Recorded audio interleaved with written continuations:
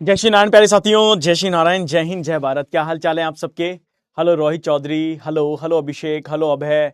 जय श्री नारायण भाई, आप सबका बहुत बहुत वेलकम है, बहुत बहुत स्वागत है आज के सेशन के अंदर। तो जल्दी जल्दी मुझे फटाफट से कमेंट सेक्शन में कमेंट करके बोलो कि क्या मैं सबके लिए ऑडिबल और विजिबल हूँ। जय हिंद, जय हिंद, प्रणव, हेलो अभिषेक, हेलो अंकुर, सोनू, काजू, काजू चौधरी।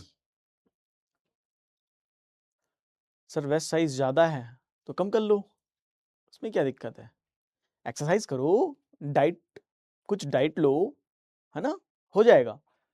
हेलो अभय, हेलो प्रिंस, सईद, जाहिर, हेलो शुभम। सर तेजस सीरीज कहाँ मिलेगी? कल का वीडियो देखो, पूरा देखो, ध्यान से देखो, 20 मिनट का ही वीडियो है, ज़्यादा बड़ा नहीं है, पता लग जाएगा बेटा।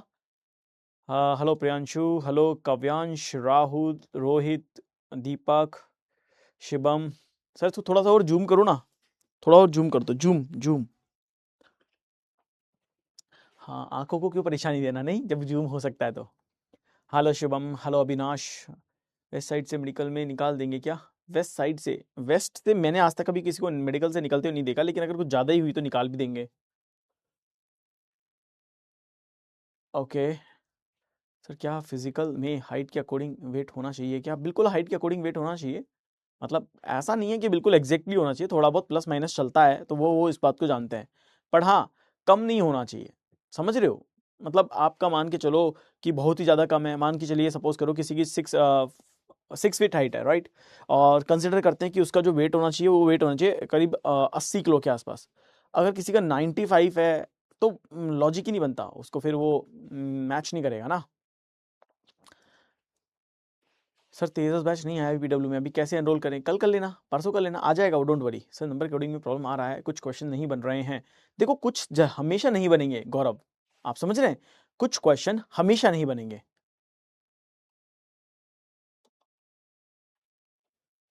ठीक है। तो उनको हमेशा सीखना पड़ेगा, उनके सॉल्यूशन को समझोगे तब आपको सीख लोगे उससे। ऐसा नहीं कि आप हर क्वेश्चन क्रैक कर लोगे, ऐसा जरूरी नहीं है, ठीक है। क्यों? क्योंकि कुछ क्वेश्चन बिल्कुल डिफरेंट तरीके से भी बनते हैं, या तो बहुत अटेंशन देना पड़ेगा या फिर टाइम देना पड़ेगा, बट विद प्रैक्टिस सब कुछ पॉसिबल है ना। मैं आपको एक बात बताता हूं, अभी आप सभी को पता तो लग ही गया होगा कि इस बार एफकेट का पेपर में रीजनिंग और मैथ्स बहुत टफ आया था। इस बार के एफकेट के पेपर का रीजनिंग भी टफ आया था और मैथ भी टफ, इंग्लिश भी टफ आया था। क्यों? क्योंकि उन्होंने पैटर्न ही बदल दिया क्वेश्चन का देने का, चीजें वही थी लेकिन डिफरेंट तरीके से दे दिए, बिल्कुल डिफरेंट तरीके से। और जो मेरी क्लास का सबसे टॉपर बच्चा है ना, जो सबसे टॉपर बच्चा है, जो हमेशा टॉप नंबर 1 की रैंक में आता था, चाहे यूट्यूब हो चाहे पेड बैच हो, वो भी 18 ही क्वेश्चन करेक्ट करके आया है एक्यूरेसी के साथ, 2 क्वेश्चन वो भी छोड़ के आया है। एंड वो आके यही बोला, सर 2 क्वेश्चन मैंने पूरा दिमाग लगा लिया, मेरा पूरा दिमाग खर्च हो गया, वो क्वेश्चन सॉल्व नहीं हुए। इस बार पेपर एफकेट ने रिलीज किया तो मैंने उससे पूछा कि बताओ वो 2 क्वेश्चन कौन से। मैंने वो 18 नहीं पूछे, क्योंकि मुझे पता है कि अगर वो 18 वो सॉल्व कर सकते तो मेरे से तो हो ही जाएंगे, मेरे को वो 2 सॉल्व करने जो उससे नहीं हुए, ठीक है, उसी में मेरे को मजा है। मैंने उससे पूछा कि वो कौन से 2 क्वेश्चन हैं जो तुमसे नहीं हुए। उसने मुझे बताया सर ये वाला और ये वाला। मैंने वो दोनों क्वेश्चन सॉल्व करके उसको दिए, उनकी ऐसे हुए हैं, आप समझ रहे हैं। तो जरूरी नहीं है कि हर बच्चा हर क्वेश्चन कर पाए, ये जरूरी नहीं है, और इसको कभी ईगो पे भी नहीं लेना है, ठीक है, इसको कभी ईगो पे भी नहीं लेना है। नहीं हुए तो नहीं हुए, उसे छोड़ना ही समझदारी है। एग्जाम में ऐसे क्वेश्चन को छोड़ना ही समझदारी होती है, हर क्वेश्चन करना समझदारी नहीं है वहां पे, ठीक है। ओके चलो, अब मेरी बात को ध्यान से सुनो। ये चैट अटक गई क्या? भैया ये कंप्यूटर वाले भैया जी हमारे, ये चैट अटक गई है, देखो चैट अटक गई है, रुक गई है चैट, एक बार रिफ्रेश कर दो, रिफ्रेश रिफ्रेश कर दो।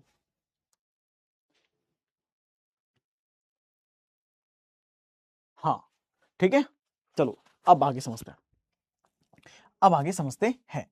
अब देखो हम यहाँ पे आज एक नया टॉपिक शुरू कर रहे हैं, मैं इसलिए यहाँ पे इसको बंद कर रहा हूँ, मतलब कमेंट इसलिए ऑफ कर रहा हूँ ताकि आप इस नए टॉपिक को समझ पाए। ये बहुत इंपॉर्टेंट टॉपिक है, ठीक है, it's a very important topic. क्या ये? It's a very important topic, ठीक है, ये बहुत ही इंपॉर्टेंट टॉपिक है, तो इसको जरा समझना, अच्छे से समझना। ओके चलो, एनालॉजी होती क्या है, हाउ इट वर्क्स, ये कैसे काम करती है, ये हमें समझना पड़ेगा कि एनालॉजी होती क्या है एंड हाउ इट वर्क्स, और ये कैसे काम करती है, ठीक है। और इसकी बेसिक टाइप क्या है, इसकी बेसिक अप्रोच क्या है और इसके बेसिक प्रैक्टिस क्वेश्चंस क्या है, ये हमें समझना पड़ेगा। चलिए, तो सबसे पहली बात क्या है, एनालॉजी का मतलब क्या होता है? तो एनालॉजी का मतलब होता है सिमिलरिटी। हम इसे क्या बोलते हैं? Is equal to similarity. आप समझना सभी लोग, अब बातें बाद में करना और जो भी पूछ रहा हूं वो सब आप बाद में पूछना, ठीक है? एनालॉजी का मतलब होता है सिमिलरिटी, यानी कि समानता। तो बेसिकली हमें यहां पे ये देखना होता है कि किसी भी दो चीजें, कोई भी दो आपको नंबर दे सकता है, कोई भी दो आपको लेटर दे सकता है, या कोई भी दो आपको अक्षर दे सकता है, यानी वर्ड दे सकता है, उसके अंदर क्या सिमिलर रिलेशनशिप है। जैसे सपोज करो यहां पे दिया स्टूडेंट, स्कूल, पेशेंट, और यहां पे एग्जामिनर। ध्यान रखना, यहां पे आपको एग्जामिनर जो है वो क्या देगा, राइट, जस्ट सेकेंड, इस तरह का एक वो दे देगा, इस तरह का एक क्वेश्चन मार्क दे देगा, ठीक है? बात समझना, एग्जामिनर क्वेश्चन आपको कैसे देगा। तो आपको एग्जामिनर ने क्वेश्चन कैसे दिया, हमने कहा सिमिलरिटी में क्या होता है, एक सेट आपको देगा, इस सेट में क्या रिलेशनशिप है।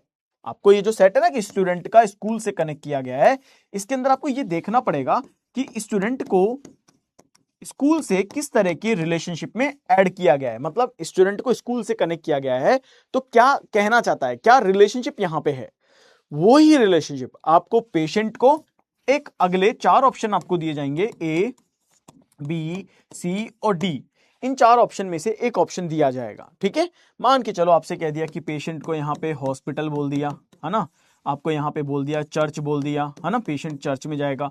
यहां पेशेंट को बोल दिया कि ये पेशेंट जाएगा, मान के चलिए सिनेमा हॉल में, है ना, या फिर यहां पे बोल दिया कि पेशेंट जाएगा किसी क्लिनिक में, ठीक है, किसी क्लिनिक में जाएगा, ठीक है? और क्लिनिक तो खैर इसका बहुत इक्वल टर्म हो जाएगा, तो इसलिए कंफ्यूजन रहेगा।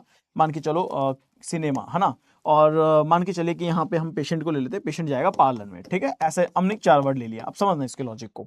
तो हमने देखा कि स्टूडेंट का स्कूल से क्या कनेक्शन है, क्या सिमिलरिटी है। तो हम ये देखें कि स्टूडेंट स्कूल जा रहा है ना, हम कैसे कनेक्ट करेंगे कि स्टूडेंट जा रहा है स्कूल, तो वो स्कूल क्यों जा रहा है, टू गेन नॉलेज, यानी कि वो यहां पे नॉलेज गेन करने जा रहा है, वो यहां पे सीखने जा रहा है।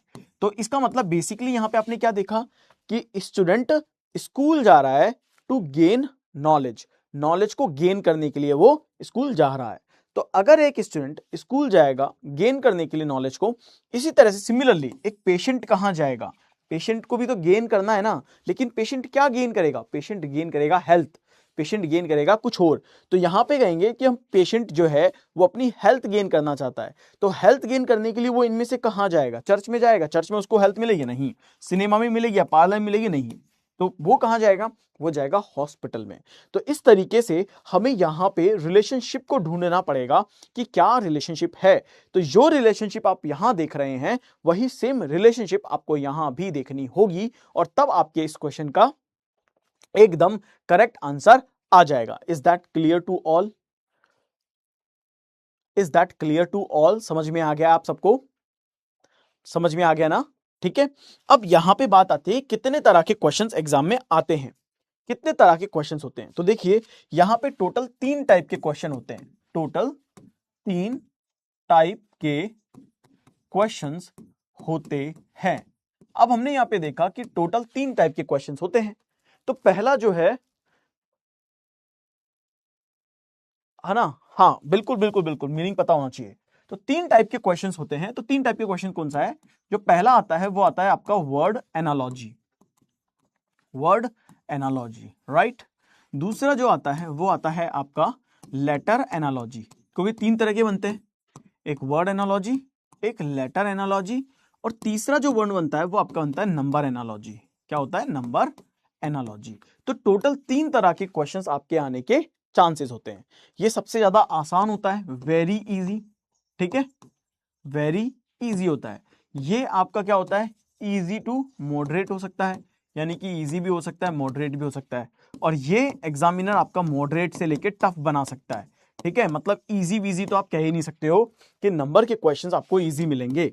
तो नंबर के क्वेश्चन एग्जामिनर चाहे तो मॉडरेट दे सकता है कि हाँ भाई आप थोड़ा सा दिमाग लगाओगे आंसर पालोगे, नहीं तो वो टफ दे सकता है कि तुम कतई कितना भी दिमाग लगा लो, मैंने टफ दिया है, बहुत ज्यादा लगाओगे तब आंसर आएगा, है ना। ये इजी टू मॉडरेट है, आराम से हो सकते हैं, और ये भी आराम से हो सकते हैं। यानी कि हमारा फोकस यहाँ पे इसके ऊपर होना चाहिए ज्यादातर कि हम नंबर कोडिंग के, नंबर एनालॉजी के क्वेश्चंस को कर पाए। तो अब हम सबसे पहले वन बाय वन बात करते हैं, हम वर्ड एनालॉजी के ऊपर बात करते हैं। तो वर्ड एनालॉजी के अंदर बच्चों कुछ इंपॉर्टेंट 12 टाइप्स हैं, इंपॉर्टेंट 12 टाइप्स के क्वेश्चंस होते हैं जो कि सबसे ज्यादा आते हैं। ठीक है, वर्ड एनालॉजी में कुछ इंपॉर्टेंट 12 टाइप के क्वेश्चंस होते हैं जो कि आपके एग्जाम में आते हैं। तो उन 12 टाइप में से हम ले रहे हैं, उन हर एक को हम वन बाय वन पढ़ेंगे, हम हर एक को वन बाय वन सीखेंगे। तो सबसे पहले वर्ड एनालॉजी के अंदर हम पढ़ रहे हैं सिंबॉलिक रिलेशनशिप, यानी कि प्रतीकात्मक संबंध। तो सिंबॉलिक रिलेशनशिप का मतलब क्या होता है? सिंबॉलिक रिलेशनशिप का मतलब होता है कि सिंबल से कोई ना कोई चीज को इंडिकेट करना। जैसे सपोज करिए, आपने देखा होगा कि बहुत सारे टीवी में एक बस फनी ऐड है कि कई लोग इस तरह से शेप बनाते हैं, राइट? तो इसका मतलब क्या है? ये एक हर्ट को इंडिकेट कर रहा है। अब सपोज करो आप ऐसे इंडिकेट कर रहे हो, तो इसका मतलब क्या है? वो बंदा ये बोलना चाह रहा है कि भाई आप मेरे को बहुत पसंद है, राइट? इसी तरीके से सपोज करिए कि वो इस तरह से इशारा कर रहे हैं, इसका मतलब है वो कह रहा है कि देख लूंगा तेरे को मैं बाद में, राइट? एक सिंबल यहां पे आ रहा है, राइट? अब इसी तरीके से मान के चलिए कि आपके घर में कोई छोटा सा बच्चा है, वो छोटा सा बच्चा जो है वो बहुत गलतियां कर रहा है, राइट? गलतियां कर रहा है, तो आप देखते होंगे कई बार पापा या मम्मी ऐसे आंख दिखा देते हैं, राइट? तो इसका मतलब क्या है? वो ये आंख दिखाने का मतलब है वो उसको वहां डराना चाह रहे हैं और वो यहां पे ये कहना चाह रहे हैं कि तुम ये गलती मत करो, राइट? इसका मतलब है सिंबल कुछ ना कुछ एक प्रतीकात्मक कोई ना कोई चीज है जिसके बेसिस पे आपको ये बात कही जा रही है। अब अगर हमारे एग्जाम में क्वेश्चन आएंगे तो कैसे आएंगे? तो सिंबल्स के अंदर हमारे एग्जाम में जैसे फ्लैग है, अब हम फ्लैग को क्या बोलते हैं कि कोई भी फ्लैग हो, किसी भी कंट्री का फ्लैग हो, भाई वो एक नेशन को ही तो रिप्रेजेंट कर रहा है। तो हमने यहां पे देख लिया कि भाई जब भी फ्लैग हमें किसी भी कंट्री का मिलेगा हम बोल देंगे ये उस फलाना कंट्री का फ्लैग है। अगर हमें हमारे देश का कहीं फ्लैग मिलेगा तो हम क्या बोलेंगे? ये मेरे देश का फ्लैग है ना? यानी कि आप किसी भी कंट्री के जिसका अगर आप जानते हो कि हाँ ये इस कंट्री का फ्लैग है, उस फ्लैग को देख करके आप कह सकते हो ना कि ये उस कंट्री का फ्लैग है ना? कह सकते हो ना? तो इसका मतलब क्या है कि फ्लैग एक सिंबल है जो कि रिप्रेजेंट कर रहा है एक पर्टिकुलर कंट्री को। फ्लैग क्या है? फ्लैग एक सिंबल है जो रिप्रेजेंट कर रहा है उस पर्टिकुलर कंपनी को। सेम उसी तरीके से हम कहेंगे स्टार्स, कि स्टार्स जो है वो बेसिकली रिप्रेजेंट करती है किसी भी व्यक्ति की रैंक को। अब पुलिस में अगर मान लीजिए कोई भी ऐसा ऑफिसर है, उसकी बॉडी पे जितने भी शोल्डर पे जितने भी स्टार है, उस स्टार से तो उसकी रैंक पता लगेगी। सेम आर्मी के अंदर है, एयरफोर्स के अंदर है, नेवी के अंदर है। तो हम ये देखते हैं, हम ये पता कर सकते हैं कि हाँ किसी भी व्यक्ति के शोल्डर पे जो स्टार्स होते हैं वो उसकी पर्टिकुलर रैंक को वहां पे इंडिकेट करते हैं। तो इसी तरीके से और भी बहुत सारे सिंबल होंगे, कलर से हो सकते हैं, व्हाइट से, ग्रीन से, रेड से आप पता कर सकते हो, ब्लैक से आप पता कर सकते हो। ब्लैक अपोजिट होता है, व्हाइट पीस होता है, ग्रीन का मतलब जाओ, रेड का मतलब रुक जाओ, ऑरेंज का मतलब है गो स्लो। तो there are so many way, है ना? लेकिन एग्जाम में ऐसा नहीं है कि आपके क्वेश्चंस बहुत टफ आते हैं। एग्जाम में आपके पास क्वेश्चन हमेशा सही आएगा और इजी आएगा, जहां पे आप उसे आराम से कर सकते हैं। सेकंड जो आता है आपका, वो आता है स्पेशलिस्ट और उसके सब्जेक्ट के रिलेशनशिप को। अब स्पेशलिस्ट और सब्जेक्ट के रिलेशनशिप का मतलब क्या है कि हमारी ह्यूमन एनाटॉमी में बहुत सारे बॉडी के ऑर्गन है, राइट? और बहुत सारी बॉडी के ऑर्गन के लिए हर एक का एक डॉक्टर भी है, हर एक डॉक्टर ने उसके ऊपर स्टडी भी करी है। हमारी स्किन से ले लो, हमारी हड्डियों से ले लो, है ना, हमारे बुखार से ले लो, मतलब हर तरह की चीज, हमारी आंखों से ले लो, ऊपर से लेकर नीचे तक हर एक चीज का एक डॉक्टर है। तो हम ये देख रहे हैं कि हमारे हर उस बॉडी अंग का, हमारे उस बॉडी पार्ट का कौन स्पेशलाइजेशन होता है, राइट? तो आप जैसे देखते हो स्किन है, अगर मान लो किसी व्यक्ति को स्किन से रिलेटेड कोई समस्या है, कोई प्रॉब्लम है, तो वो किसको दिखाने जाएगा? वो डर्मेटोलॉजिस्ट को दिखाने जाएगा। किसको जाएगा? डर्मेटोलॉजिस्ट को दिखाने जाएगा। इसी तरह से कोई हर्ट है, किसी व्यक्ति का हर्ट है, अब उसमें कोई दिक्कत आ रही है, समस्याएं आ रही है, तो किसको दिखाने जाएगा? वो हर किसी को नहीं दिखाने जाएगा, वो सिंपली कार्डियोलॉजिस्ट के पास जाएगा। इसी तरीके से बहुत सारे हमारे जो बॉडी के अंग है, हड्डियों से रिलेटेड है तो ऑर्थोपेडिक के पास जाएगा, है ना? और अगर हम किडनी से रिलेटेड है तो नेफ्रोलॉजिस्ट के पास जाएगा। तो इस तरीके से जो बहुत सारे हमारी बॉडी के ऑर्गन हैं, उनमें से मेनली आपके पास 10 या 12 ऐसे हैं जो कि आपको याद करने हैं। वो आपको पीडीएफ में मैंने दे रखे हैं, पहले से मेंशन कर रखा है। तो रीजनिंग की बुक नंबर 1 और चैप्टर नंबर 2 उसके अंदर एनालॉजी का है, तो देखना, सबसे पहले ही मैंने आपको वो दे रखा है, तो वहां से आप इसको अच्छे से डिटेल में याद कर लेना। तीसरा जो आता है वो आता है हमारा हैबिट रिलेशनशिप के ऊपर। हैबिट रिलेशनशिप का मतलब क्या होता है? जैसे बफेलो है, तो बफेलो किसको इंडिकेट कर रहा है? बफेलो इंडिकेट कर रहा है एक हर्बीवोरस को। मतलब समझो हैबिट रिलेशनशिप का यहां पे मतलब क्या है। हैबिट रिलेशनशिप का मतलब बच्चों यहां पे ये है कि टोटल हमारे पास 3 तरह के जानवर होते हैं। एक हमारे पास होता है हर्बीवोर, हर्बीवोर यानी कि एक वेजिटेरियन जो भी एनिमल होते हैं वो आते हैं। एक हमारा आता है कार्निवोर, ठीक है, यानी कि ऐसे एनिमल जो कि नॉनवेज खाते हैं, यानी सिर्फ मांस खाते हैं, ओनली वेज वाले हैं ये, ओनली नॉन वेज वाले एनिमल हैं ये। और एक होता है ओमनीवोर, ठीक है, ओमनीवोरस।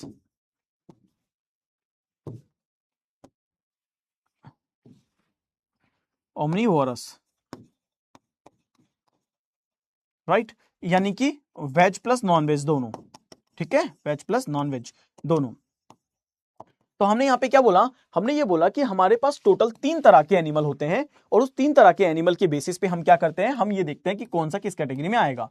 तो आपके पास जितने भी काऊ है, हॉर्स है, ठीक है, गोट है, ये सब के सब क्या है, ये ऐसे एनिमल हैं जो हर्बीवोर है। इनको ये सब घास घास खाते हैं, ये सब फूल पत्तियां तने खाते हैं, है ना, आप रोटी वोटी खिला दो तो वो भी खा लेंगे, फसल खा लेते हैं ये। तो बेसिकली ये जो है सिर्फ ऐसे एनिमल हैं जो मतलब जो कि केवल वेजिटेरियन है, राइट। उनको आगे तो मांस वास रख दोगे नहीं खाएंगे, छोड़ के चले जाएंगे, सूंघेंगे भी नहीं, गिराएंगे भी नहीं, राइट। तो बेसिकली उनको पसंद ही नहीं है। इसी तरह से कार्निवोर है। अब ये ऐसे एनिमल हैं जिनको सिर्फ मांस पसंद है।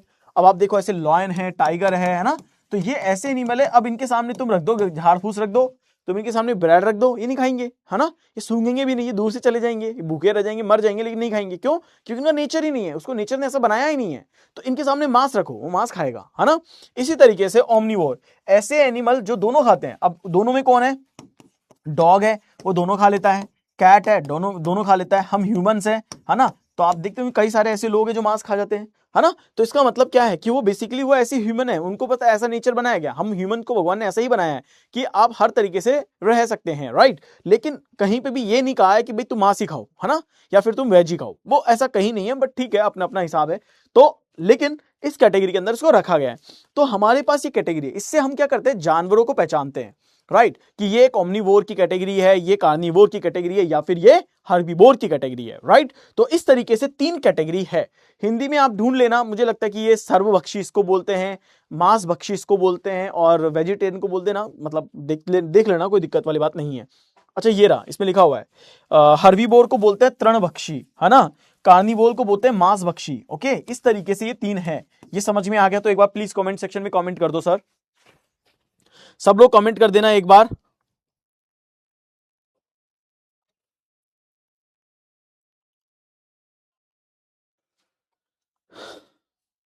सब लोग कमेंट कर देना एक बार।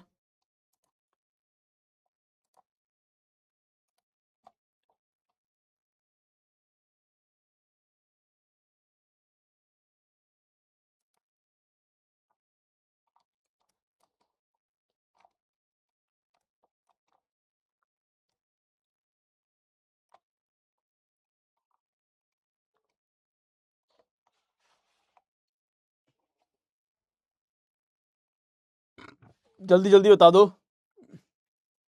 सर मैथ की क्लास क्यों नहीं हो रही है? मैथ की क्लास हो सकता है सर, सर जो है कहीं बिजी होंगे बेटा, तो इसलिए। सर ये वाले बैच में और तेजस में कोई डिफरेंस है क्या? हाँ, बहुत डिफरेंस है, बहुत बहुत डिफरेंस है। एक बार बताओ कि तेजस में हम लोग चैट पढ़े नहीं पढ़े कोई फर्क नहीं पड़ता, आपके हर एक चैट का रिप्लाई मिलता है, आपके हर एक डाउट का रिप्लाई मिलता है। हम वहां रिपीट करें ना करें वो हम पे डिपेंड करता है, क्योंकि हमें उस सिलेबस को कवर भी करना है। तो मैं हर एक बच्चे को वहां नहीं देख सकता। यहाँ तो आप रिपीट करने को बोलते हम करते हैं ना। वहां पे कितनी चीजें हम स्किप कर रहे हैं और कितनी चीजें हम सिखा रहे हैं, कितनी चीजें हम प्रैक्टिस कर रहे हैं, कितना डिटेल में हम सिखा रहे हैं, वो डिपेंड करता है उस पर्टिकुलर टाइम पे, उस सिचुएशन पे। यहाँ तो हमको पता है कि हमें पूरा ही सिखाना है, हर एक चीज सिखानी है, हर एक छोटी से छोटी चीज सिखानी है। तो क्यों डिफरेंस नहीं है? आप समझ रहे हैं क्यों डिफरेंस नहीं है? डिफरेंस है, बहुत डिफरेंस है ना। आप सोचो तो बहुत डिफरेंस है। आपको हमेशा बहुत अच्छे से ट्रीट किया जाता है, आपको हमेशा बहुत प्यार से सिखाया जाता है, राइट। अब चलो आगे बढ़ते हैं। चलिए अब समझना आगे के लिए, हमारा जो 4th पॉइंट है, वो 4th पॉइंट क्या है हमारा? है क्वांटिटेटिव रिलेशनशिप। क्वांटिटेटिव का मतलब है मात्रात्मक संबंध। मात्रात्मक मतलब होता है कि किसी भी चीज को मापने के लिए बड़ी इकाई और किसी भी चीज को मापने के लिए छोटी इकाई, दिस इज कॉल्ड मात्रात्मक संबंध। तो ये कैसे होता है? देखो, किलोग्राम, तो किलोग्राम की छोटी इकाई, किलोग्राम तो बड़ी इकाई होती है ना। किलोग्राम में 1 किलोग्राम, 10 किलोग्राम, 100 किलोग्राम काउंट कर लेते हैं, ग्राम में 100 ग्राम, 200 ग्राम, 300 ग्राम काउंट कर लेते हैं। तो किसी भी चीज को नापने की बड़ी इकाई किलोग्राम है और उसी की छोटी इकाई ग्राम होती है ना। जैसे फुट है तो यहां पे क्या हो गया? इंचेस हो गया, फुट का छोटी इकाई क्या हो गई, इंचेस हो गई। इसी तरीके से आपके पास 5 से 7 ऐसी इकाइयां हैं जो मैंने आपकी उस बुक में लिखी हुई है, वो बुक आप उसको बुक के अंदर देख लेना, आपको मिल जाएंगी। तो दीज आर वेरी इजी, आपको इन्हें बस याद करना है। ओके, नेक्स्ट आता है आपका quantitative relationship. Quantitative relationship basically दो तरीके से काम आती है। यहां पे आपके पास सिनोनिम्स भी आते हैं, है ना, और यहां पे आपके पास बेसिकली एंटोनिम्स भी आते हैं। यानी कि आपके पास सिनोनिम को हिंदी में क्या बोलते हैं, पर्यायवाची बोलते हैं ना, आई थिंक। यानी कि आपके पास उससे सिमिलर वर्ड भी आपको क्वेश्चन में आता है, या फिर उसके अपोजिट शब्द भी आपको क्वेश्चन में आते हैं। ठीक है, तो आप यहां पे देखो जैसे कि बिग है, तो ये क्या है, ये ऑब्वियस ही बात है सर कि ये आपको क्या दे दिया गया है, एक एंटोनिम दिया है कि बड़ा, और बड़े का अपोजिट क्या होता है, छोटा। इसी तरह से सॉलिड, सॉलिड का अपोजिट क्या होता है, लिक्विड। तो इस तरीके से आप क्या देखते हो, इस तरीके से आप उसकी क्वांटिटेटिव को इंडिकेट करते हो, क्वांटिटेटिव को बताते हो कि हाँ ये इसकी क्वांटिटी है, और ये कुछ इस तरीके से यहां पे रिप्रेजेंट की जा रही है। राइट, क्लियर है ये। चलिए, इसके बाद आता है छठा वाला पॉइंट, ब्लड और फैमिली रिलेशनशिप। क्या है, ब्लड और फैमिली रिलेशनशिप। तो ब्लड और फैमिली रिलेशनशिप का मतलब क्या है, जैसे आप देखो फादर और मदर, ये दोनों की दोनों बेसिकली मिलके क्या बनाते हैं, फादर और मदर बेसिकली मिलकर के बनाते हैं एक रिलेशनशिप, फैमिली, यानी फैमिली रिलेशनशिप वो बना रहे हैं, क्योंकि फादर और मदर मिल रहे हैं तभी एक फैमिली बन रही है। इसी तरह से ब्रदर और सिस्टर, ये क्या है, ये एक ब्लड रिलेशनशिप है। क्यों, क्योंकि अगर वो फादर या मदर से जन्मे हैं दोनों बच्चे बच्ची, तो उनके बीच में ब्लड रिलेशनशिप है, तो इसको अपन क्या बोलते हैं, ब्लड रिलेशनशिप, यहां पे इसको अपन बोलते हैं। तो ये यहां पे कुछ इस तरीके से काउंट होता है, इस तरीके से हमें इनको याद करना है कि हाँ भाई कैसा क्वेश्चन कौन सा आया है। सर इसमें कितने चैप्टर हैं, इसमें बहुत चैप्टर है, मतलब इसमें तो टोटल 12 पॉइंट्स हैं। 12 तो मैं मिनिमम ले रहा हूं, ऐसे तो बहुत सारे पॉइंट है, जो मैंने आपको पीडीएफ दिया है उस पीडीएफ के अंदर ज्यादा है, लेकिन क्योंकि मैं आपको बहुत इंपॉर्टेंट चीजें करा रहा हूं, बाकी आप वहां से गो थ्रू करेंगे तो हो जाएगा, क्योंकि आपको पता तो है ही कि ये चीज ऐसी काम करती है, तो आपको समझ में आ जाएगा। लेकिन क्योंकि मैं उनमें से भी बहुत इंपॉर्टेंट करा रहा हूं, तो वो बहुत इंपॉर्टेंट ये है। राइट, इसके बाद सातवां आता है इंस्ट्रूमेंट और उसके मेजरमेंट। अब देखो इंस्ट्रूमेंट, आपको पता है कि कई सारे इंस्ट्रूमेंट बनते हैं, कई सारी चीजें बनाई जाती हैं, कई सारी चीजों का एक अलग ही काम होता है। तो अगर आप देखोगे बैरोमीटर क्या है, दाब को बैरोमीटर को किससे नापते हैं भाई, प्रेशर होता है, प्रेशर क्या होता है, किसी भी चीज का प्रेशर नापने के लिए बैरोमीटर का यूज होता है। आप देखो कि जब नल लगते हैं, नल के आपके घर के बाहर देखना, नल के पास एक मीटर लगा होगा, वो नल का मीटर बेसिकली क्या है, बैरोमीटर है। वो बेसिकली वो चेक कर रहा है कि कितना पानी का दबाव आ रहा है, कितना पानी का दबाव नहीं आ रहा है, सब चीजों को चेक करते हैं, और उसके हिसाब से वो रीडिंग वगैरह लेकर के फिर जाते हैं। तो जैसे आप देखना कि हर जगहों पे, कई जगहों पे क्या है, बैरोमीटर लगे रहते हैं, तो उससे पता लगता है कि कितना प्रेशर है। ओके, तो जहां पे भी प्रेशर की बात आएगी और प्रेशर को मीजर करना हो आपको, तो आपको बैरोमीटर का यूज करना पड़ेगा। उसी तरह से ह्यूमिडिटी का मतलब होता है आर्द्रता, इसको अपन क्या बोलते हैं, आर्द्रता। राइट, अब आप इसको बोलते हैं दाब। आर्द्रता का मतलब होता है कि मान के चलो कि बिल्कुल हवा नहीं चल रही है, जीव घुट रहा है, बहुत ह्यूमिडिटी है। राइट, जैसे मुंबई जैसे ऐसे रीजन, बेसिकली ऐसे रीजन जो समुद्र तट के आसपास होते हैं, वहां पर ह्यूमिडिटी बहुत ज्यादा होती है, क्योंकि गर्मियों में वहां पे हालत खराब हो जाती है, उधर से समुद्र में पानी है, इधर धूप पड़ रही है, और भयंकर तरीके से ह्यूमिडिटी क्रिएट हो रही है। तो मौसम में, वेदर में कितनी ह्यूमिडिटी है, उसको चेक करने के लिए हमेशा कौन सा यूज करते हैं, हाइग्रोमीटर को यूज करते हैं। इसी तरह से ब्लड प्रेशर, तो ब्लड प्रेशर को, किसी भी व्यक्ति का ब्लड प्रेशर हाई है या लो है, स्फिग्नोमैनोमीटर, क्या बोलते हैं, स्फिग्नोमैनोमीटर एक तरह का यंत्र होता है, उसको यूज करते हैं, और यह पता करते हैं कि कितना ब्लड प्रेशर है, मतलब इस व्यक्ति का ब्लड प्रेशर हाई है या फिर इस व्यक्ति का ब्लड प्रेशर लो है, उसको हम चेक करते हैं। तो जाते होंगे, देखते होंगे, डॉक्टर एक पट्टी सी लेता है, बांध देता है यहाँ पे हाथ पे, और फिर पुश पुश पुश पुश करके चेक करता है और बोलता है कि हाँ भाई ब्लड प्रेशर है या नहीं है। Okay, next individual and group, क्या आता है, इंडिविजुअल एंड ग्रुप। तो ऐसी चीजें जो कि अकेले हो और वही चीज ग्रुप में आ जाए, राइट, ग्रुप में आ जाए, है ना। जैसे सपोज करो कि आपको मान के चलो कि कहा जाए कि ये 2 एप्पल है, तुम खा लेना, ठीक है, तो आपने कहा कि ठीक है 2 एप्पल है, मैं खा लूंगा, कोई दिक्कत नहीं है। अब वहीं पे आपसे कह दीजिए 12 पेटी एप्पल है, खा लेना, और इतने कौन खाएगा, तो मतलब 2 एप्पल हैं तो आप खा लेंगे, आपको लगता है कि आप खा लेंगे, लेकिन वही चीज अगर आपको पेटियों में दे देगी, 12 पेटियां हैं, तुमको एप्पल खानी है, तो आपको कहोगे इतने कौन खाएगा, बात समझ में आ गई। तो ग्रुप के अंदर और इंडिविजुअल के ऊपर, तो जैसे एक सेलर होता है, एक नाविक होता है, जो आता है अपनी नाव चलाता है, इधर से उधर जाता है और अपने पैसे कमाता है और काम खत्म, अकेला है, सेलर है। अगर वहीं पे उस तरह के लोग मिलते हैं और एक बड़े से जहाज को ऑपरेट कर रहे हैं, तो अब उन्हें क्या बोलेंगे, क्रू मेंबर बोलेंगे। क्यों? क्रू मेंबर में हर तरह का ये हो गया, वहां पे कैप्टन भी होगा, वहां पे कोई शेफ भी होगा, वहां पे कोई और भी होगा। तो इस तरीके से अलग अलग, क्योंकि बड़ा शिप है तो बड़े शिप के लिए ज्यादा लोग लगेंगे, अकेला तो कोई काम नहीं कर सकता। तो वहां पे उस बड़े शिप को हैंडल करने के लिए क्रू मेंबर की जरूरत हुई, और अकेली नाव को चलाने के लिए एक सेलर की जरूरत पड़ी, जो आएगा अपनी नाव चलाएगा। इसी तरह से अगर आप कहीं पे भी एक जानवर देखते हैं, चाहे एक गाय कहीं चल रही है, एक भैंस कहीं चल रही है, या फिर उसकी बात करते हैं कोई भी इंडिविजुअल एनिमल ले लो, ठीक है, तो वो क्या है, वो कैटल है। लेकिन अगर वही हमें गाय का एक बहुत बड़ा झुंड हमें मिल जाए, जो कि चर रहा है, घास खा रहा है, राइट, सब चीजों कर रहा है, तो हम क्या बोलेंगे, गायों का झुंड है, हर्ड है। तो जब भी कोई भी एनिमल झुंड में होंगे तो उन्हें बोलेंगे हर्ड, अकेले होंगे बोल देंगे कैटल है। राइडर, अब घुड़सवार की बात करते हैं। अगर कोई भी एक व्यक्ति ऐसा है जो अपने घोड़े को चला रहा है तो उसे बोलेंगे राइडर है, he is a horse rider. क्या बोलते हैं उसको? Horse rider. क्यों? क्योंकि वो अपना घोड़ा खुद चला रहा है। लेकिन अगर इसी तरह के 10, 15, 20 राइडर आ जाएं तो आप उन्हें बोलेंगे कैवलकेड, यानी बहुत सारे घोड़ों को चलाने के लिए बहुत सारे लोग आ जाएं, या बहुत सारे लोगों का झुंड, जो घोड़े का झुंड है वो अगर आ रहा है, तो अपन इसे क्या बोलते हैं, कैवलकेड बोलते हैं। क्या बोलते हैं इसको? कैवलकेड बोलते हैं। तो बेसिकली समझाना ही चाहता हूं कि यहां पे आपके पास क्वेश्चन एक इंडिविजुअल चीज को लेके, और वही चीज अगर बहुत सारी वो, तो उसको लेकर के क्वेश्चन आ सकता है। ये भी मैंने आपके उसके अंदर डाल रखी है। फिर आता है इंडिविजुअल और उसकी ड्वेलिंग प्लेस। ड्वेलिंग प्लेस का मतलब होता है निवास स्थान, यानी कहां वो रहता है, उसकी रहने की जगह। जैसे ह्यूमन है, ह्यूमन कहां रहेगा? हाउस में रहेगा। डॉग कहां रहेगा? कैनल में रहेगा। क्यों? डॉग का निवास स्थान क्या है? वो पाइप जैसी स्ट्रक्चर है, वो वहां रहेगा। कैटल कहां रहेगा?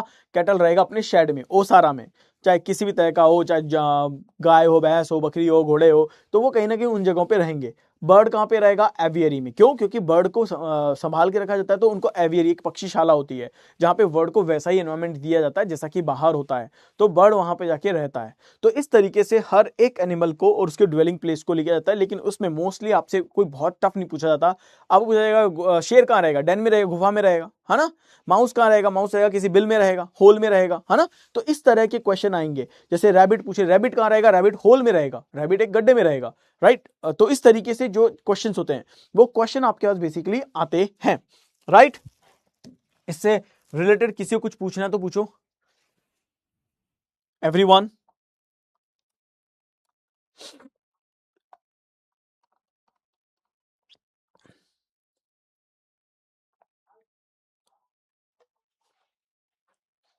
सर एक बार रिफ्रेश कर देना चैट को। हाँ सही है, ठीक है। हाँ पूछो, कोई किसी को कुछ पूछना है इसमें अभी तक?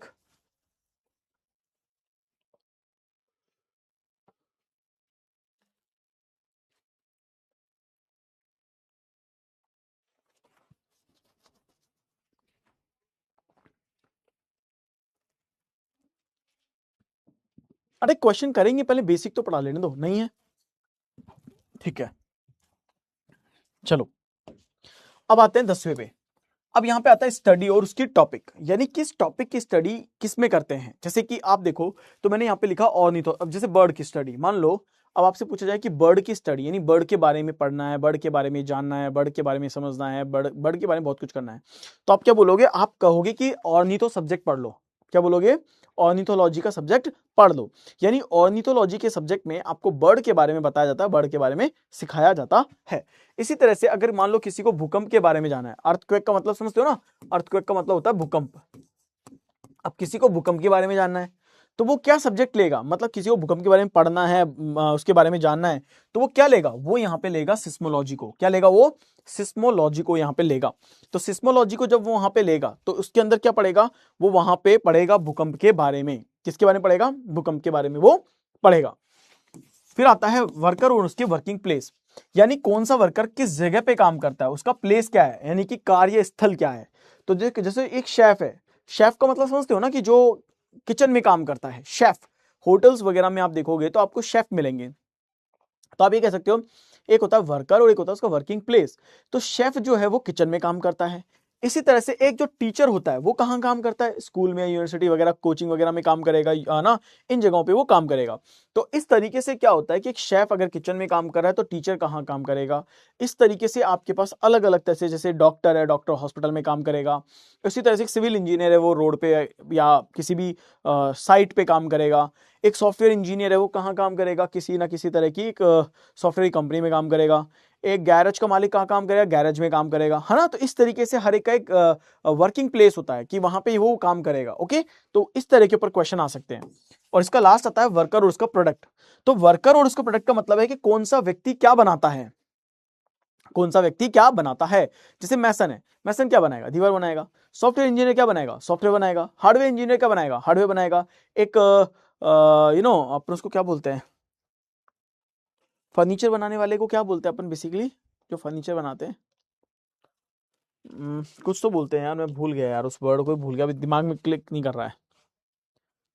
अरे यार, जो फर्नीचर बनाते हैं उन्हें क्या बोलते हैं अपन, बताओ, किसी को याद आ रहा है क्या, मेरे तो दिमाग से स्लिप हो गया है। क्या बोलते हैं उसको, अरे यार क्लिक नहीं हो रहा है, कारपेंटर, क्या बोलते हैं, कारपेंटर। हाँ, वही ना, कभी कभी ऐसा होता है कि कोई बहुत इजी वर्ड में ना ऐसा स्लिप होता है कि याद ही नहीं आता है बहुत देर तक। तो बड़ा ही बोलते हैं इसे, हाँ हिंदी में बड़ा ही बोलते हैं, कारपेंटर। तो कारपेंटर क्या बनाएगा, वो बेसिकली फर्नीचर बनाएगा, राइट। कारपेंटर का क्या काम है, फर्नीचर का काम है, तो फर्नीचर बनाएगा, राइट। तो इस तरीके से आपके पास आता है कि एक कौन सा व्यक्ति है और वो क्या प्रोडक्ट बना रहा है।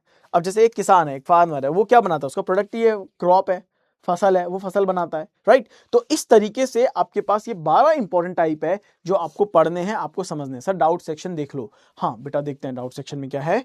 तो इस तरीके से क्या होता है कि आपके पास क्वेश्चन आते हैं और आप क्वेश्चन करते हैं, ठीक है। सर 10 वाले में जो वर्ड है उनको कहाँ से मिलेंगी।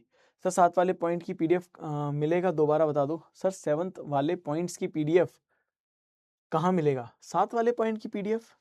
अरे इनकी सबकी कोई अलग अलग पीडीएफ नहीं है, इनकी कोई अलग अलग पीडीएफ नहीं है, मैं बता रहा हूं, सबकी एक ही पीडीएफ है, ठीक है, सबकी एक ही पीडीएफ है, इनकी कोई अलग अलग पीडीएफ नहीं है। सर हमें तेजस ज्वाइन करना है, अरे तेजस ज्वाइन फ्री में हो जाएगा, आने तो दो, ठीक है।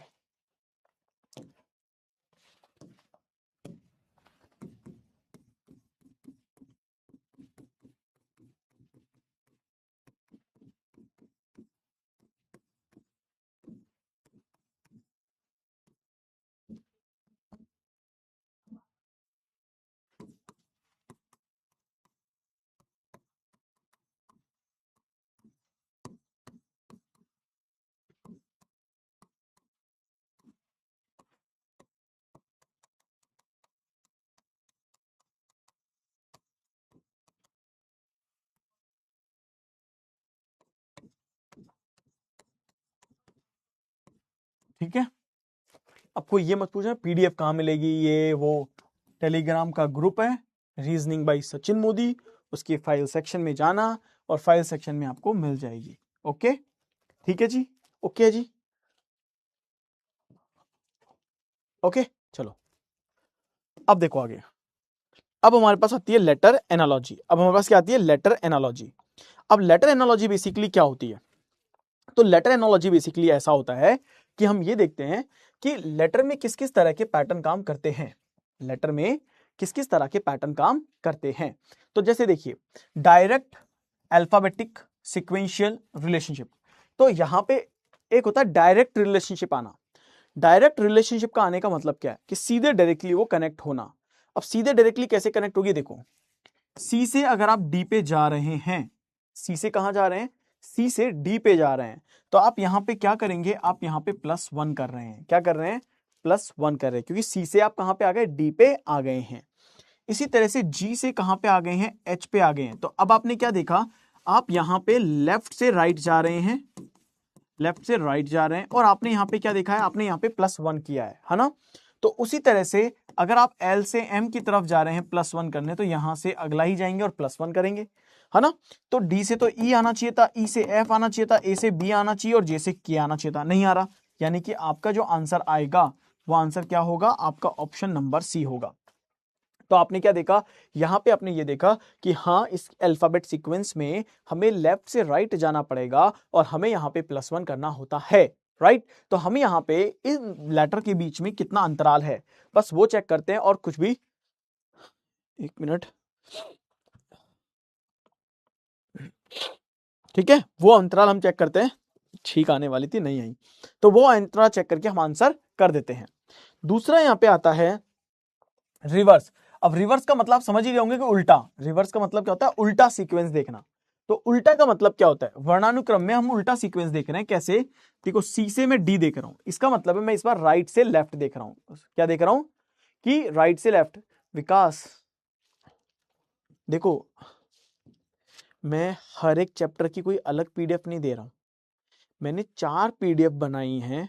उन 4 पीडीएफ के टॉपिक किस पीडीएफ में कौन सा है वो लिख के भी मैंने टेलीग्राम पे दे दिया है। और उस 4 पीडीएफ के अंदर आपकी पूरे रीजनिंग के टॉपिक है जो मैं इस बैच में पढ़ाऊंगा। आज की क्लास की बात नहीं कर रहा हूं, इस बैच में पढ़ाऊंगा।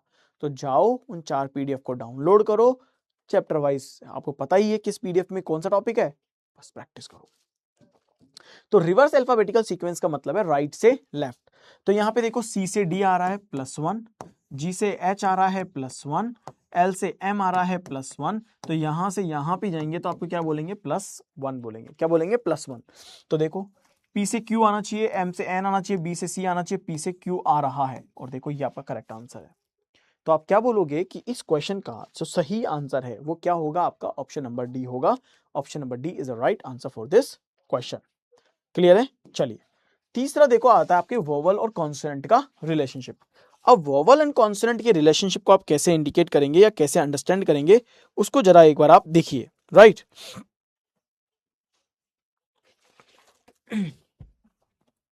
तो देखो अब हम यहां पे बात करते हैं कि वोवल एंड कॉन्सोनेंट के रिलेशनशिप को लेकर के। सर क्वेश्चन तो हो रहे हैं पर टाइम ज्यादा लग रहा है। अब आप क्या चाहते हैं उमेश जी, कि आपको 2 क्लास के अंदर टाइम भी कम हो जाए, क्वेश्चन भी हो जाए। तो ये कोई करंट अफेयर नहीं है ना, ये कोई ज्योग्राफी काइंड ऑफ चीज नहीं है, रटने की चीज नहीं है, ये चीज है प्रैक्टिस करने की, है ना। जब तक आप प्रैक्टिस नहीं करोगे, 100 200 300 क्वेश्चन आप खुद से सॉल्व नहीं करोगे, आप उम्मीद मत करिएगा कि टाइम कम लगे। और ये सबको कह रहा हूं मैं, है ना, ये सबको। आई एम सॉरी,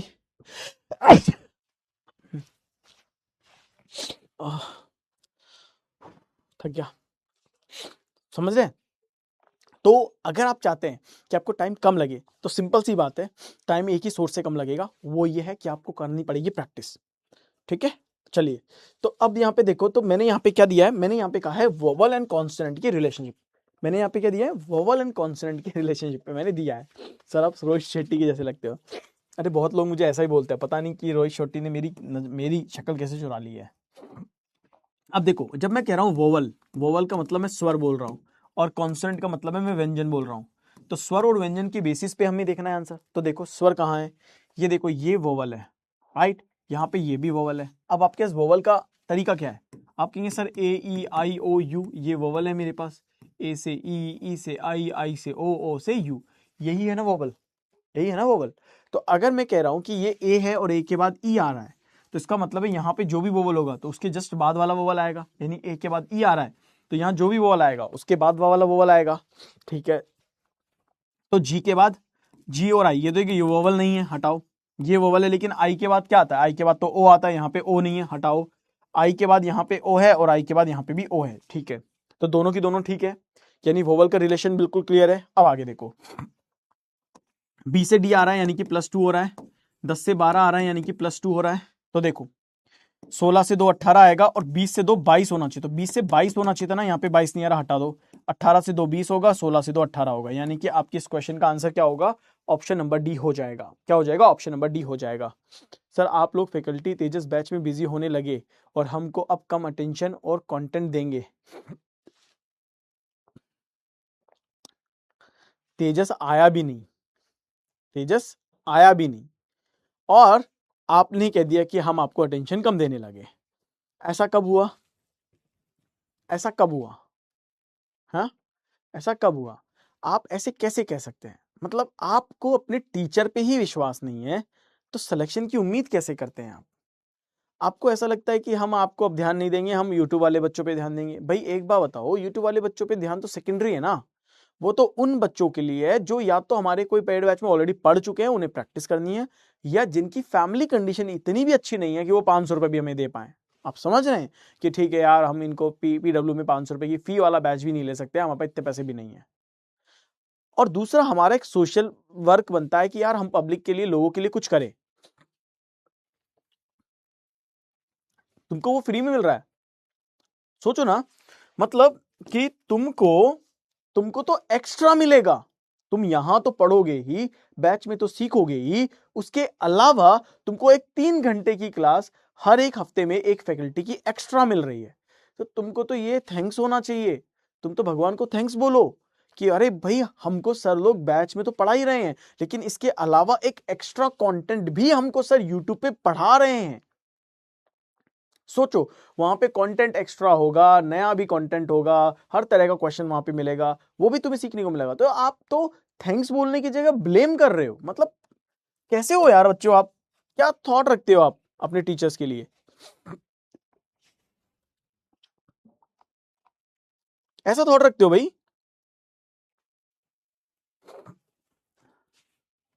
अरे चैट चैट अटक गई है सर, चैट अटक गई है।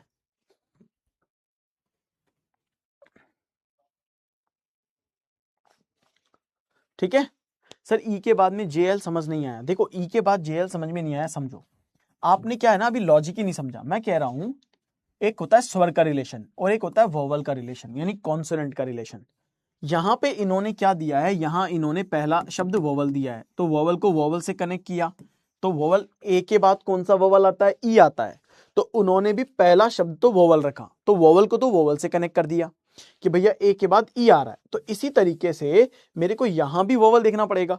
तो क्या यहां पहला वोवल आ रहा है? पहला वोवल है ही नहीं, यानी कि मेरा यह आंसर नहीं हो सकता। ठीक है, अब यहां पे आई आ रहा है, यहां आई आ रहा है, यहां आई आ रहा है, यानी पहला यहां पे ए है, तो यहां पे कोई और आएगा, ऑब्वियस सी बात है, आ गया।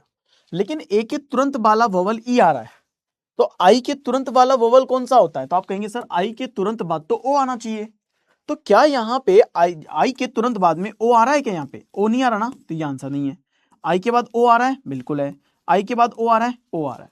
यानी वोवल में हमें समझ में आ गया कि वोवल में हमेशा वोवल का नेक्स्ट वोवल ले लिया गया है, तो ये वोवल का रिलेशनशिप है। तो वोवल के रिलेशनशिप हमारा क्लियर हो गया, क्लियर हो गया। अब हमें देखना है कि कॉन्सोनेंट में क्या रिलेशनशिप है। ये 2 पे आता है और ये 4 पे आता है, यानी कि कितना ऐड हुआ? 2 ऐड हुआ। ये 10 पे आता है और ये 12 पे आ गया, कितने ऐड हुआ होगा? 2 ऐड हुआ होगा। तो हमने कॉन्सोनेंट में लॉजिक देखा कि कॉन्सोनेंट में इन्होंने +2 किया है, तो क्या यहाँ पे +2 हो रहा है? 16 और 2 18 +2, 16 और 2 18 +2। अब यहाँ पे भी 10 से 12 हो रहा था, तो यानी 20 की यहाँ तो 5 जुड़ गया, क्योंकि 20 से 25 है, तो ये आंसर नहीं हो सकता। 18 में 2 जोड़ा 20 हो गया। तो अब आंसर आपको समझ में आ चुका होगा कि कैसे और किस तरीके से डी आया है। एवरीवन क्लियर है? सर टाइम मैनेजमेंट कैसे करेंगे? टाइम मैनेजमेंट के लिए टाइम बहुत है, टाइम मैनेजमेंट के लिए टाइम बहुत है। ठीक है, तब टाइम मैनेजमेंट भी कर लेंगे। अभी तो पढ़ लें अपन।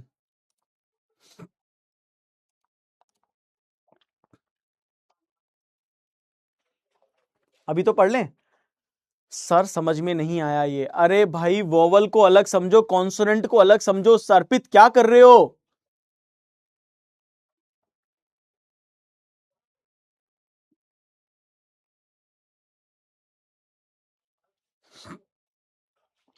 सर डाउट देखो, ये तो क्लियर हो गया ना।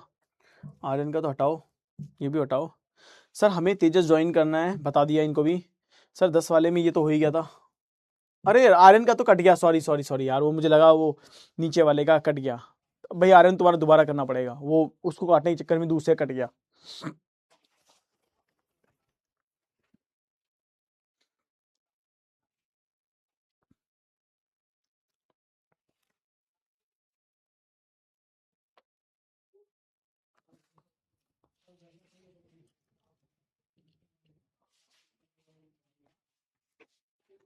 ठीक है, ठीक है, चलो आगे बढ़ते हैं।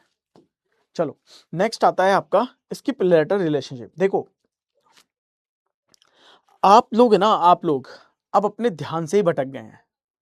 अब आप लोग अलग से स्पैम में लगे हुए हैं, बातें करने में लगे हुए हैं कि पहले ये ले आते अब ये ले आते। क्या फर्क पड़ जाता, क्या फर्क पड़ जाता? आप खुद सोचो, आपकी लर्निंग में आपको एक्स्ट्रा मिल रहा है, यहाँ बेसिक सीखने को मिल रहा है, प्रैक्टिस हो रही है, डीपीपी हो रही है, मॉक टेस्ट मिल रहे हैं। क्या आपको यूट्यूब पे सब कुछ मिल जाता? कैसे? कैसे मतलब कैसे? आप मॉक लगा लेते, आप बैच में अपने डाउट क्लियर कर पाते, आप हमसे यहाँ पे डिस्कस कर पाते, आप क्विजेस लगा पाते, आपको डीपीपी मिलता? क्या बातें करते हो? चलिए, स्किप लेटर रिलेशनशिप। स्किप का मतलब होता है यहां पे लेटर के बीच में कुछ ना कुछ गैप रहते हैं। क्या रहते हैं? गैप रहते हैं, लेटर के बीच का गैप।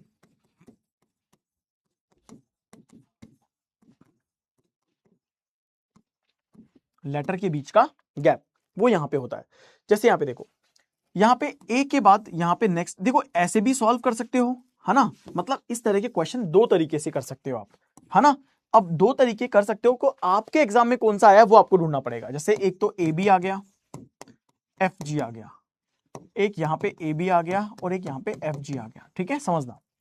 हो सकता है क्वेश्चन ऐसा आ जाए कि ए में एक जोड़ दें और +1, एफ के बाद एक जोड़ दें +1, यानी एक पहले लेटर का दूसरे लेटर के बीच में जितना गैप है, यानी एक में एक जोड़ेंगे तो 2 आ जाएगा, 6 में एक जोड़ेंगे 7 आ जाएगा, है ना? ये गैप है। या फिर ऐसा भी हो सकता है कि एक में 5 जोड़ दें 6 आ जाएगा, और 2 में 5 जोड़ दें और 7 आ जाए, यानी आपने देखा इसके अंदर 5 का गैप है।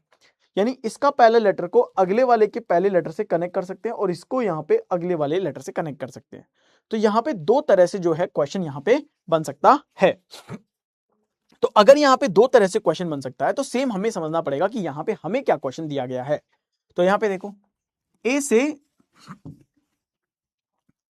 ये वाला पैटर्न है या ये वाला पैटर्न है, ये यहां ढूंढेंगे। आर से S, T U V W के बाद एक्स, ये वाला पैटर्न इसमें मैच कर रहा है। के बाद एल, पी क्यू आर, यहां पे +2 हो रहा है। देखो यहां सब में +1 हो रहा है, यहां +1 हो रहा है, यहां +1 हो रहा है, लेकिन यहां +2 हो गया। इन दोनों में सेम +1 है। के बाद एल +1, ओ के बाद पी +1। अब देखो इसमें भी +1 है और इसमें भी +1 है। अब इस क्वेश्चन में अगर +1 का लॉजिक होता तो क्या मेरे पास ऐसे दो ऑप्शन होते? आप खुद सोचो, अगर यहाँ पे +1 का ऑप्शन है और +1 का ही लॉजिक है, ये वाला लॉजिक है, तो फिर तो एक ही आंसर हो सकता है ना। आंसर तो एक ही हो सकता है, यहां तो दो दो आंसर हो जाएंगे। इसका मतलब क्लियर है कि इस क्वेश्चन के अंदर +1 वाला लॉजिक नहीं है, यानी ये लॉजिक इसके अंदर नहीं है। अब हम वहां शिफ्ट होंगे, इसका मतलब इसके पहले लेटर को इस वाले के पहले लेटर से कनेक्ट किया गया है। चलिए देखते हैं अब किसमें ऐसा हो रहा है। 18 और 5 23 होता है, यहां पे +5 हो रहा है। 19 और 5 24 होता है, यहां पे भी +5 हो रहा है, इसमें तो हो रहा है। 11 और 5 16, इसमें +5 हो रहा है। लेकिन 12 और 6 18, यहां पे +6 हो रहा है, इसमें नहीं हो रहा। यहां पे 11 और 5 16 होनी चाहिए, 11 में 5 जोड़ोगे तो 16 आना चाहिए, यानी पी आना चाहिए। यहां पे तो ओ आ रहा है, इसमें भी नहीं हो रहा। यहां पे 10 है, 5 जोड़ोगे तो 15, यानी ओ आना चाहिए था, यहां पे एम आ रहा है, इसमें भी नहीं हो रहा। इसका मतलब है ये वाला लॉजिक इसके अंदर काम कर रहा है, और हम ये बोल सकते हैं कि इनके बीच में लेटर के बीच का गैप चल रहा है। इनमें क्या चल रहा है? लेटर के बीच का गैप चल रहा है, जिसके बेसिस पे यहां पे आंसर आ रहा है। क्लियर है यहां तक सबको? क्लियर है यहां तक सबको?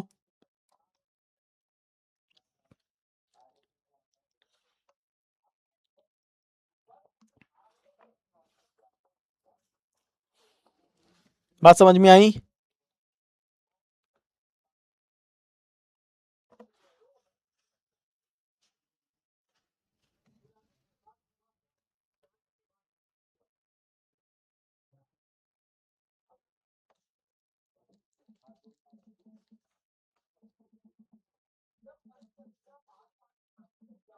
बोलो जल्दी से।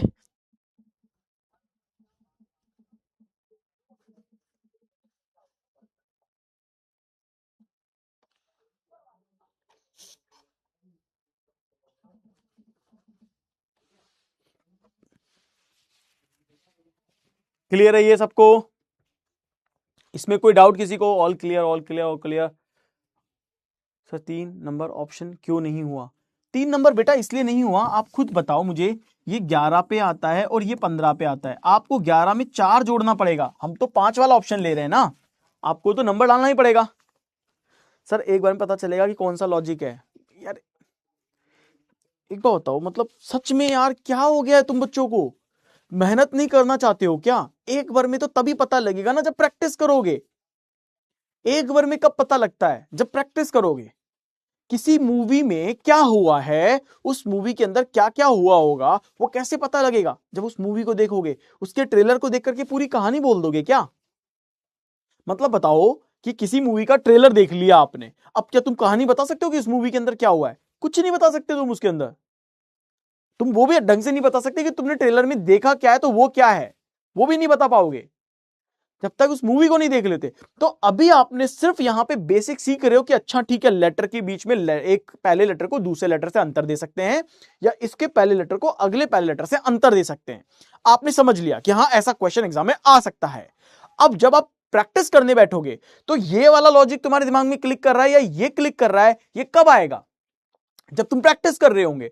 अब तुम प्रैक्टिस ही नहीं करो, तुम तो ये सोच के बैठे हो, बहुत सारे बच्चों की ये मेंटालिटी है कि बस इस बैच में पढ़ाया जाएगा, उतना ही घंटा पढ़ेंगे, घर जाके रत्ती पर नहीं किताब उठाएंगे, सिलेक्शन आज छोड़ो अगले जन्म तक नहीं होगा। समझ रहे हो? सिलेक्शन तो आज छोड़ो अगले जन्म तक नहीं होगा अगर ये वाला नेचर रखोगे। लेकिन अगर ये थॉट रखोगे कि आज मोदी सर ने एक घंटा ये चीजें पढ़ाई हैं, अब मैं घर जाके इसके ऊपर कम से कम 100 क्वेश्चन की प्रैक्टिस करूंगा, तो मैं कह रहा हूं कि अगला एग्जाम देने की जरूरत नहीं पड़ेगी। सर एक्चुअली इधर पे एक और लॉजिक यूज हो रहा है। अब +1 एंड नंबर 3 का ऑप्शन भी ऐसा मैच होता है। कहां हो रहा है बताओ? एक बार डाउट देख लेने दो भाई। हाँ सी होगा सर। सर ऑप्शन में वोवल ए और ई है, दूसरे में आई और ओ है, तो करेक्ट होगा ना? अच्छा और क्या है? क्यूपी समझ में नहीं आया। क्यूपी कहां पे आ गया? क्यूपी कहां है इसमें? सर ए भी समझ नहीं आया। सी होगा सर। अरे एक बार बताओ यार, तुम लोग है ना, तुम लोग या तो अपनी बुद्धि लगाना नहीं चाह रहे हो। क्या पैटर्न सिखा रहा हूं? क्या पैटर्न सिखा रहा हूं? आर्यन और बाकी बच्चों, यहां क्या पैटर्न लिखा हुआ है? Skip letter relationship. क्या लिखा हुआ है? कि लेटर के बीच का अंतर। यहां पे क्या सिखाया था? यहां पे सिखाया था वोवल और कॉन्सोनेंट के क्वेश्चंस कैसे आएंगे। राइट? अब जब क्वेश्चन मिक्स में आएंगे तब तुम्हें अपनी बुद्धि लगानी पड़ेगी कि उसने किस तरह के पैटर्न में दिया है क्वेश्चन। अब यहां पे बात बताओ, तुम वोवल और कॉन्सोनेंट का लॉजिक लगा रहे हो, मुझे एक बात बताओ, यहां पे वोवल है क्या? यहां पे वोवल दिया है क्या? वोवल और कॉन्सोनेंट के क्वेश्चन में वोवल की पोजीशन फिक्स है कि अगर यहां पे पहला वोवल है तो यहां पे पहला वोवल होना चाहिए। As like in this question, यहां पे पहला वोवल है तो यहां पे पहला वोवल है। तब आप सोच सकते हो कि हाँ वोवल की पोजीशन फिक्स है कि दोनों पहले नंबर पे आ रहे हैं। लेकिन यहां पे कहां पे आ रहे हैं? तो क्यों लगा रहे हो वोवल एंड कॉन्सोनेंट के लॉजिक को? यहां पे क्यों लगा रहे हो? मतलब समय बर्बाद करना है तो ऐसे ही बोल दो कि हाँ सर हमें समय बर्बाद करना ही है। समझ रहे हो? या फिर समझने की कोशिश करो।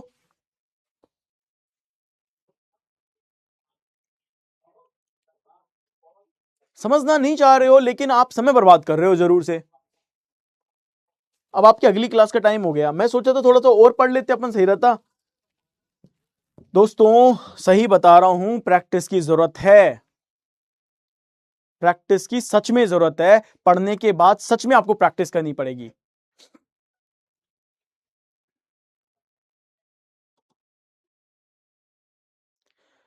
आर्यन में समझ गया, आपको मैं बता चुका हूं वो तो।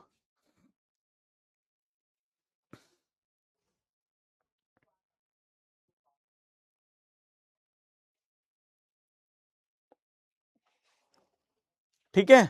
अरे मेरी क्लास है आगे, तुम्हारी नहीं है। मेरी तो अगली क्लास है ना, मेरे को तो अगली क्लास ज्वाइन करनी पड़ेगी ना 3 बजे की। मेरी तो भाई, तुम्हारी भले अगली क्लास नहीं हो आज, मेरी तो है अगली क्लास।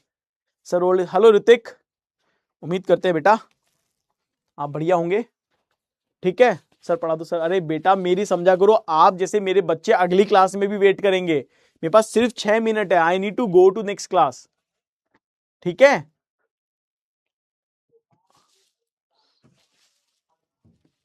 ये कह रहा है डाउट को सही से पढ़ो सर, इसको समझा दीजिए। बता दिया सी होगा सर। सर ऑप्शन में ए और ई हो और दूसरे में आई और ओ भी तो हो, तो करेक्ट कौन सा होगा? भाई क्यों होगा एक बात बताओ, कोई ऑप्शन में दो दो क्यों होगा? होगा तो कोई और दूसरा लेटर भी तो होगा जिसमें अंतर होगा। मतलब एक बात बताओ आर्यन, किसी एक क्वेश्चन में वो 3 लॉजिक देगा तो कुछ तो अंतर छोड़ेगा ना। वो ऐसे थोड़ी ना कि सबके अंदर सेम ही लॉजिक दे देगा और कह देगा लो तुम्हारे को 4 4 आंसर देना हो, लाओ आंसर करो। देगा ही नहीं वो। अगर वो तुम्हें दे रहा है आई ओ तो वो और दूसरे लेटर के अकॉर्डिंग वहां पे डिफरेंस देगा। तुम तो ऊपर से क्रॉस चेक करोगे ना बेटा कि ऊपर में +2 हो रहा है तो नीचे में +2 चाहिए। समझ रहे हो मेरी बात? तो क्यों, ऊपर ढंग से तो देखो पहले ऊपर क्या लॉजिक है, वही लॉजिक नीचे चिपकाओगे ना। आप समझ रहे हो? वैसे ही करना है अपन को। अब कल मिलते हैं, मेरी अगली क्लास के लिए मुझे जाना पड़ेगा। So let's meet your next class. और प्लीज अब घर जाके ना कम से कम तो 400-500 क्वेश्चन करो बैठ के, मतलब 100 क्वेश्चन तो करो यार, 100 क्वेश्चन तो करो मेरे कहने पे। सिलेक्शन चाहिए ना, 100 क्वेश्चन मार के आना कल, ठीक है?